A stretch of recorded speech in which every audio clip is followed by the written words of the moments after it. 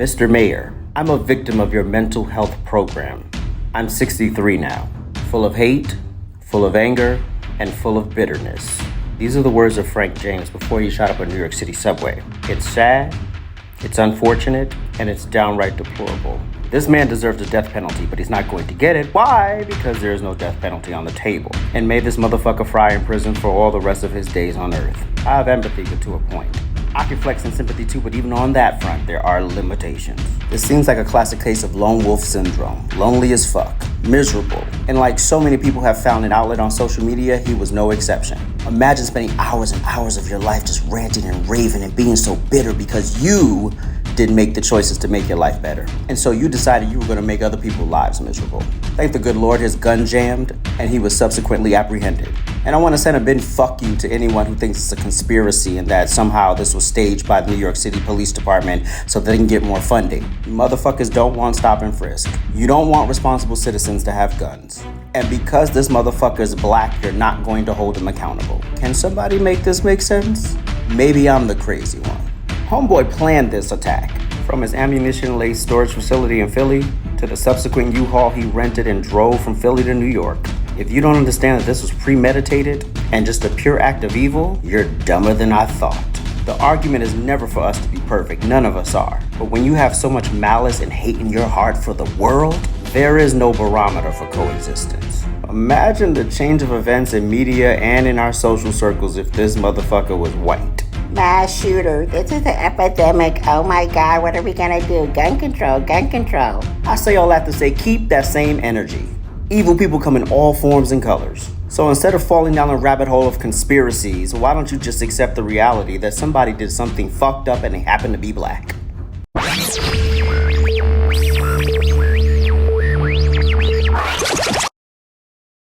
What's up, y'all? It's Macho, It's Savory, and you're watching and you're watching. Drinks with a Nobody. Be sure to subscribe, hit that notification bell, like our channel, share our content. We premiere Monday, Wednesday, Friday, 6 p.m. Eastern Standard Time. Continuation, if you caught our last episode on Frank James, we ran down the events of what actually happened, where Macho and I are from, New York City, and we kind of just broke down the situation. Today, we're taking a different twist, right? We're going into the background and just some of the history of Frank James, right? So one of the things I wanted to open up, I'm like, because you know why I want to open up with this, Macho? I'm tired of this rhetoric. It gets a bit tiring for me because this is the foolishness. This is the ignorance that leads to this kind of thing. He posted a meme on social media that said, "Oh, Black Jesus, please kill all the whiteys." Oh my goodness. You see, so this is about ideology here, right? That even it's flipped the other way around, right? I would say the same thing. When you're driving in this hateful ideology, we got to push this one in and talk about this one a bit more. The reason we have to talk about this one a bit more is because this is the one they ignore. It's the one the media ignores. Conveniently. This is an ideology that leads to this, right? They ignore, we talk about white supremacy, right? But we can't talk about black nationalism. We can't talk about extreme activism when it comes to minority groups and stuff. You know what I'm saying? And that's just not fair. So I want to open up with that, get your thoughts on what he said right there, and I'll repeat it one time for the one time. "Oh, Black Jesus, please kill all the whiteys." What do you think about that, man? I think it's just actually the revelation of what's actually going on. We're talking or focusing and fixating ourselves on white supremacy when actually we're dealing with this entitlement issue that is coming from the black community, that is being plagued, because I believe that the black community is plagued by ignorance entirely, because they're not facing the same issues that they once faced in the early 1900s, or even dating back to the 1800s all the way down to the mid 1960s. We have definitely evolved as a country, and our rhetoric has not evolved with the evolution of our country. And instead, it's actually regressing in the black community, and it's creating this kind of animus, this Nat Turner revolt towards the greater society, and now want to attack and have like this warlike mentality towards the greater American society. Yeah, that's a good breakdown. I think it's just everyone wants to fight for something, and as a community, right, there's a lot of fights that take place when it comes to against the government, right, against Right. other groups, stuff like which is a good thing, right? But when it comes to a lot of in the minority community, I would say even some immigrants and in the black community, where it's like, all right, we have to realize who we're fighting against, and it ain't always the white person, right? Yeah. That's just key. It ain't always the white person, and that's when we have to have the real conversation around this. And again, I push back on the whole idea of what we're fighting. Like, why are we in a position of arms, right? To this is a philosophical approach, not physical, not actual, right? In terms of the grabbing of arms, I think just having that posture, that position to fight Mhm. against our country, to fight against the greater society on what people may or may not think. We're fighting a war of microaggressions, and those microaggressions are permeating society and now evolving to what they believe is actual. Well, Yeah, there's deep-rooted racism in our system and in our country because of what we are suspecting based off microaggressions. And this is exactly. absolutely egregious. And Mhm. I think we need to, peel the layers back and probably root ourselves back into some kind of, I guess, reality, because that's not the reality. About how they love this country, but this country didn't love them. How many fucking times have I said that? You love something that doesn't love you. Never did and never fucking will. Because they can't. They can't love you. You want something sick to love you. Yeah, and you could bet your bottom dollar this man, bro. I bet money on it. He believes those kind of talking points, right? You got to And this is just watch. one video. I know I saw another video of Frank James where he was actually angry at the Supreme Court nominee, Ketanji Brown. Why? Because she's married Yeah, to a white man. And again, the most unnatural thing, I'll keep saying this, that exists in this country is for people of African descent and people of European descent to live together in the same hemisphere. It's not. It's completely unnatural, and at the end of the day, it's wrong, especially under the conditions that we were brought together. yeah.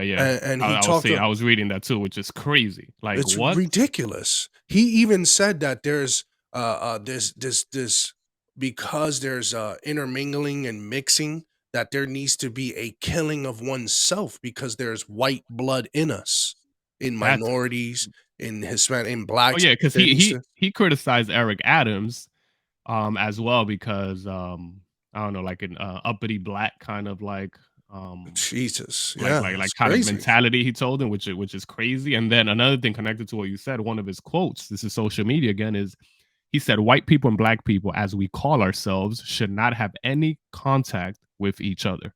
Right. Right. So how long have you been harboring this mindset? How long have you been thinking this way that led to this egregious act in the train station? Right. These are And things we got to question. But again, another criticism that I think is very important to mention is I think I read this in the New York Post where it said the FBI has been trained to ignore this kind of profile of person, right? Because we're caught up in white supremacy, we're caught up in racism, etc. So the other side of things, right? Because it's so rare, quote unquote, they said they ignored it, right? They considered it like it's not because remember, as an FBI agent, you get trained that even as a police officer to profile, right? You have to be good correct. at Yeah. profiling and realizing who is a threat, who could be a threat. But these people don't get investigated all this time and are not on the radar, and they just end up doing something like this, and we have no idea why, quote unquote. It's because you weren't looking. You know why? You just weren't looking at that kind Oh, of they're action. trained not to look, They're right? trained not They're to look. trained to Exactly. have an ignorant eye or a blind eye towards people like this because, Exactly. no harm, no foul. He's just, it's Mm-hmm. free speech, which again, we're free speech guys, right? We're all about it. It just, we've been talking about the whole idea of extremist ideology, right? We need to pump the brakes on some of these things. We Yeah. had a mass shooting incident in Sacramento conducted by two black individuals, two black males. We had a mass shooting incident in Milwaukee, okay, where Frank James also commented on that. He said that that was his hometown where he once lived. He lived in Milwaukee, he lived in Philadelphia. He said that that was conducted by a black male, where he also took his own life, right? It was, I guess, an electrician or something like that, or Mm, at some place wow. where a black male opened fire on multiple people, So Frank killing James 5. commented on that. Yeah, Okay. and stuff like that. So again, and then he also talked about his criticism towards Eric Adams, like you said, he's uppity black. Mhm. He also was dismantling the homeless encampments around New York City, and he expressed his animus and Yeah. anger towards that. Yeah, tell And me a bit more about that. I know you mentioned that. So what I didn't see anything on that. So with the homeless situation, was he frustrated with what oh, the he city was was doing? angry. He was angry Oh. because he was like, you know, you're gonna destroy this one place, and he says, you know, in order to combat crime, you would need police officers in every police station, or you know what I'm saying, or Mm, every area, and that's impossible. And I think that um he like I know when they arrested and now he's facing federal charges, Frank James, and that they're essentially the defense attorney is essentially building up this insanity plea, right? That he's mm. not mentally fit, which he's not. He's clearly deluded and deranged. Yeah, And but and this is there's levels to this though. Like, when I he hear that definitely plea, I'm like, hold up. What do you he mean by that understood what he was exactly, right? Because doing. you were very competent in expressing these ideas. You were very clear Yeah. in the because what's the level, right? And this is more the law side of it and the mental health side of it, where it's like, where does that meet, right? Because I don't like that you know my criticism. I don't like that you can just plead that sometimes because you look like you have a conscience and understanding of what you're doing, right? So in a lot of his Yes, but videos, by the hold way, on. I yeah, think that you're onto something of the competence level of what they're understanding, but they're understanding something that's derived from reality. So, for example, let's go as far as this. We take a guy like Conscious Lee, right? And all the rhetoric, or Ibram X. Kendi, and all the rhetoric he's been saying, and now takes that same rhetoric as a motivation guide to now commit a heinous act like Frank James may. yeah. It is insanity. It is some form of delusion because you have believed and bought what you have now propagated. Do you get what I'm saying?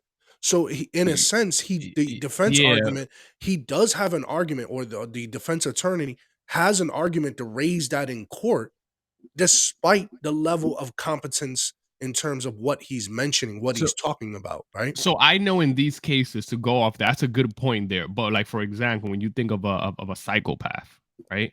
There's Yeah, a disconnect between the heinous reality of the crime because they're desensitized, like their brains is an actual, it's the, turned the off. science behind it. I don't think Yeah, for these kind of people, that's not it, right? You're able to communicate, you know social cues, you know how people feel, you know you're trying to kill.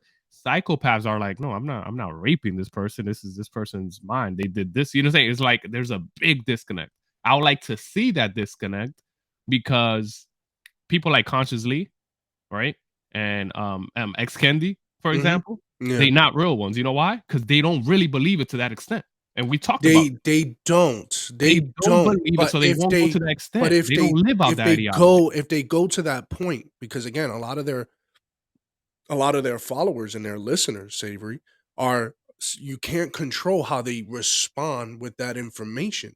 That they Yeah. really are taking in. Well, there is white privilege, there is this, or they're holding me back when we have to do something to break out. Like I said, the Nat Turner mindset. Nat Mm, Turner was a slave back in the day, way, way, way back in early America, in colonial America, and he had initiated a revolt against slave owners hmm, and had a huge fight. So that opened the door to an enormous amount of reactionary things that government did as a result of it to mhm. hinder or even suppress slaves even more, right? Because of Yeah. but again, we need a Nat Turner mindset today? Do we need to have a proverbial black male who finds himself as a slave today to say we need to revolt against the establishment and we need to use it by measures of physical harm. I don't think that's appropriate. I don't No, even no, think, no. yeah, you know what I It's mean? more I, I, intellectual battle. it's an intellectual, and I think that's Yeah. what Ibram X. Kendi and Conscious Lee are arguing, that this is an Yes, but intellectual that's battle. logical thinking. Their ideas are trash and don't make sense, but that's logical thinking of the idea, right? Because Right. if you think what he thinks, and then you say, "Oh, we got to eradicate," even though they would speak like this, right? Eradicate the white people in a certain sector, right? But when they say eradicate, they're ideologically trying to challenge that through ignorance, I believe. But they Right. don't mean killing people, because Absolutely not. it's just another thing, right? Let's check this out. This is a quote here. "There is no such thing as black identity extremists." Kristen Clark, president of the National Lawyers Committee for Civil Rights, told Congress. Again, there is no such thing as black Stupid. identity extremists, right? So why would he say that? Is because this is why accountability is important here. Because the reason you're able to say this is because there is an agreement through public opinion that this is not really extremist, it's almost justified. This is what I hear here. So you're Yeah. going to justify something like this? No. Yeah. It's called extremist. It doesn't matter if it comes from an Asian, black, Hispanic. Right. There's extremist acts from everyone. So when I hear stuff like this, you're again setting up the next person that think that this is not that bad. It's not that we extremists. We could do stuff like that because of the years of oppression or whatever you want to say. I don't like Yeah. that rhetoric. And I think Yeah, that's and wrong. we're having a lot of instances of people committing heinous acts. Of the man who shot the young girl in Mhm. the fast food restaurant that we covered on our channel. He said 400 years of slavery. Where's my reparations? Right? We have another person who identified as like I believe a trans male or a Mhm. trans female who went around hitting people in New York City with a hammer, talking about I remember slavery, that. talking about Yeah. all these kinds of things. And so this is a growing concern. We had a person just after I think after the election of 2020, I think after the January 6th incident, if I'm not mistaken, that a person, a black male, drove their car into into the White House, or attempting to drive into the White Look at House, that. right? So we were Look having at this that. wave. I remember even the criticism, Savory, check this out. The criticism was, hey, black people don't conduct mass shootings. Right Mhm. after we covered that kid that committed that mass shooting in Michigan, a lot of criticism of like, hey, black people don't do this, Yeah. right? Or this doesn't happen in the city. Well, newsflash, people who actually live in the city, you and me, see mass shootings on the weekends Mhm. all the time. They This don't would be call labeled a it mass mass shooting. shooting if it was a Well, they different don't call perpetrator this is a and this yeah, is a this is what classified, you call a mass shooting. You but can label this a mass shooting. but how many mass shootings are actually happening in the hood? They don't call it mass shootings, they call it gang shootings, Yeah, gang gang violence. violence, Yeah. right? And so they make these classifications because they don't want to label the black person and Mhm. then connect them to terrorism. If you Exactly. the commissioner, the NYPD commissioner, just gave out pertinent information, Mhm. identifying information to the public that this person, Frank James, is a known person of interest, a black male, 5'5", 170 pounds. Later that evening, she then turns it and says dark individual, dark skinned individual. So clearly, they do not want to associate the black person and terrorism together Yes. because of the historical rhetoric of Mhm. like, well, because black people were considered terrorists before, right? When we had the birth of a nation and we had all these kinds of things. We're So the last afraid. thing, we're afraid of actually Yeah. spewing the information to the public as we see fit No, and we're responsibly. afraid to make the real connections, like what you're saying. We don't want to make the real connections because then you're gonna have people actually thinking through and processing what's happening. Let me give you another example, a line of what you just explained. All right, you ready for this? Yeah. Exactly what you're talking about. Check this out. The FBI assessed it is very likely perceptions of police brutality against African Americans spurred an increase in premeditated lethal violence against law enforcement and will very likely serve as justifications for such violence. Unbelievable. This is from the FBI. That's the FBI assessing a recent Unbelievable. quote. Not sure who exactly said it, but it just said FBI assesses. But at the end of the day, look, this is what we're talking about. This is the reality. You won't see this statement being publicly shared through news outlets and stuff like that because they're not going to push that. But this is the reality of the people in the FBI and what they think. You're normalizing or making less of these cases that happen, and you're running with police brutality as the justification behind some of these things. It's disgusting, bro. It's absolutely disgusting. And again, this is totally disassociated with reality. There are a lot of conservative minorities in southern rural areas. In Michigan, we noticed this too, and even in the South, who are very religious, who are very against this kind of things. They're Exactly. not they don't have this kind of animus. They have a more, in their words, in their climates, a more godly perspective and a more Yes. loving perspective, right? Love your neighbor, Yeah. forgiveness, all these kinds of things. And it's deep, it's separated from that reality when you hear this kind of rhetoric, right? So That's why it's it's such an attack on certain values, it man. is. It's an attack. Yeah.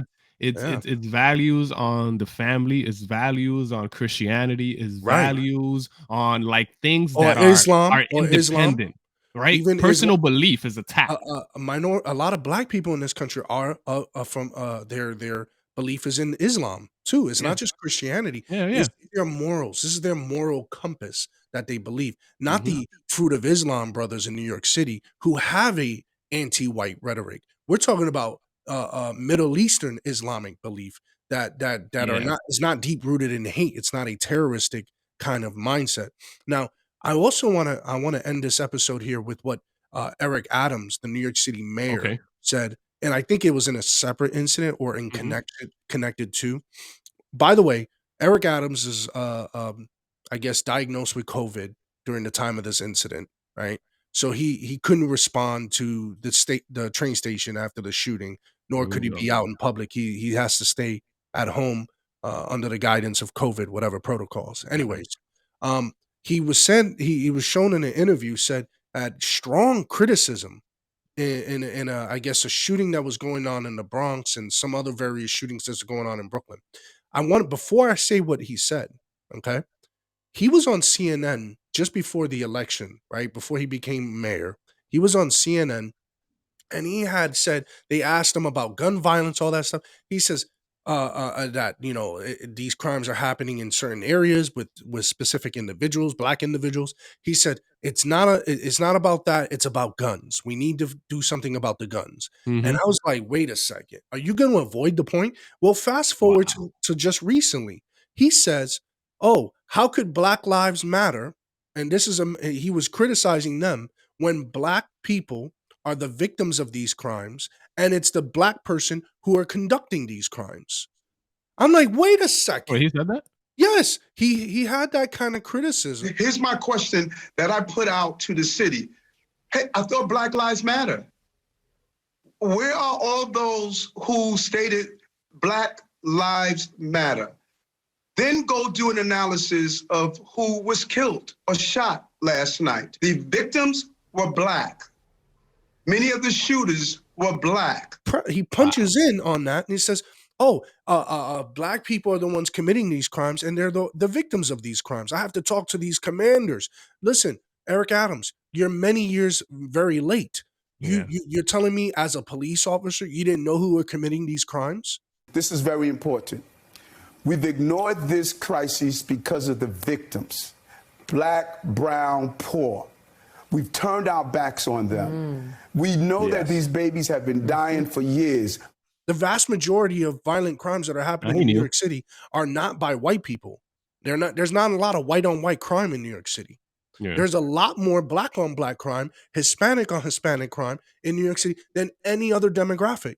Facts. Robberies, rapes, murders, they're happening at an all-time high in the last 5 years from 2015 to 2020, just prior to his election. You're telling me as a police officer, you didn't know that? You didn't know those crime stats? You knew. Come on, this is ridiculous. And we're tired of this political charade. We're tired of people ignoring the facts, ignoring what's actual. Look, you like Savory, you said, I like what you said. This is an intellectual battle with certain certain names, the Ibram X. Kendi, the Therese Nas Coates, the Conscious Lees on TikTok.